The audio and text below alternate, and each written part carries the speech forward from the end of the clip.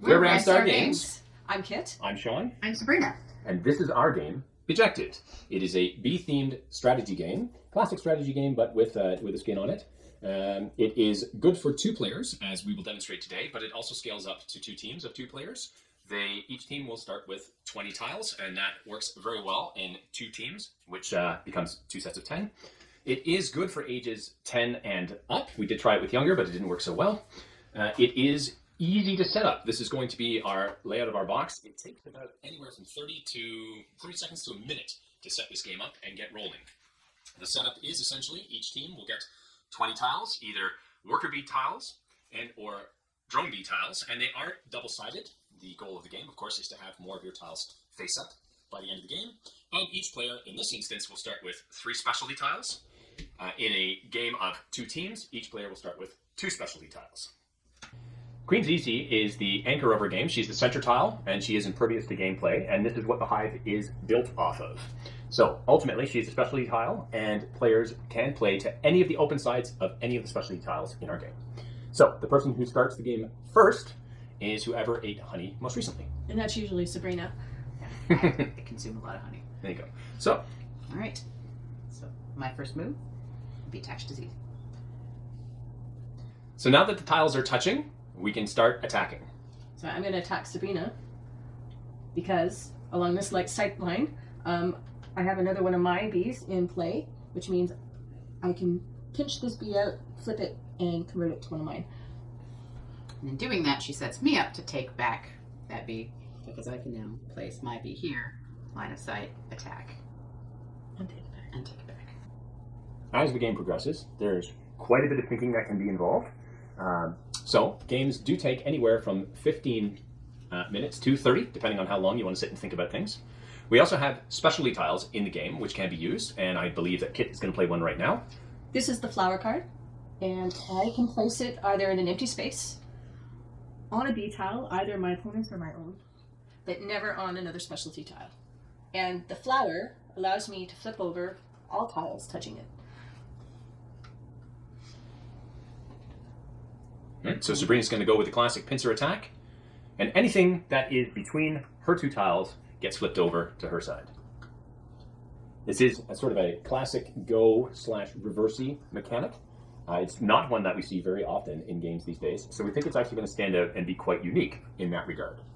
And the bonus of the way we've set up the game is there is no square board that restricts movements or how the gameplay goes. It's very organic, and every board or table design of the hive is different each time. So you get very unique gameplay time and time again. So I'd like to demonstrate another one of our specialty tiles, which is the awesome bear tile. And I'm going to put it here. And again, like the other specialty tiles, it can go on top of a bee tile, your opponent's bee tile, which is where I'm going to put it. And when you do that, the bee tile beneath it actually is no longer counted in the gameplay at the end.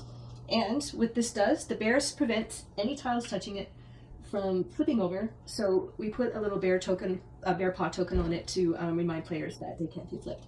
But the tiles can still be used to set up attacks in other parts of the hive. Still in play, but protected. Ultimately. Unless Oh dear. Unless you play the pesticide card. It is very unique in that it's the only tile that takes other tiles out of the game. Again, you can place it on top of a bee tile or beside. And in this case, I'm putting it on my opponent's. And everything it touches, it removes from the hive. Except for the queen. Yes, except for the queen. So all of these now go away, including the one underneath it. And if any other tiles had been in play on this side of the board that are no longer attached to Queen Zizi, those as well would get removed from gameplay. I don't like the fact that Sabrina is winning, so I'm going to use my flower tile. I have another one. We have 4 different types of flowers depicted, but they all behave in the same way. We thought it would be more interesting to have a little variation in the art. And now I'm also going to introduce the beekeeper tile. And I'm going to place him right there. Now, the beekeeper tile is one that has changed quite a bit, but in this iteration of the game and where we're at right now is that the beekeeper will double the value of any of the bee tiles that he touches. So we have used the opposite side of the bear paw token as a 2 times multiplier, and any of those tiles that are now touching the beekeeper are worth 2 bees at the end of the game when the bees are counted up. I am going to pretend that this is the last bee tile. So how the end game ends is by whoever plays their last bee tile, regardless of how many specialty tiles they have left, they play it, and it signals the end of the beginning of the last round. Yes, you can speak. So I now have one last move that I can make, which is either to play one of my bee tiles or to play my specialty tile. In this case, I'm going to play my specialty tile, which is a flower tile. This is now where we add up how many bees each player has, and whoever has the most wins.